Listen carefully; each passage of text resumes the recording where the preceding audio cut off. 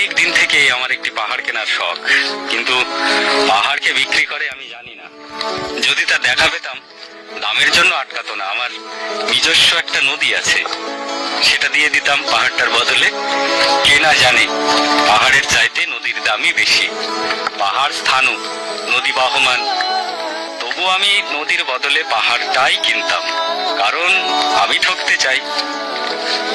নদীটাও অবশ্য কিনেছিলাম একটা দ্বীপের বিনিময়ে।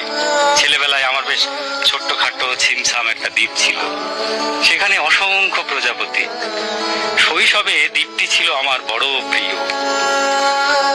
আমার যৌবনে দ্বীপটি আমার কাছে মাপে ছোট লাগলো।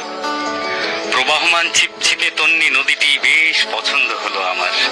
বন্ধুরা বলল, ওইটুকু একটা দ্বীপের বিনিময়ে এত বড় একটা নদী পেয়েছিস, খুব জিতেছিস তো মাইরি।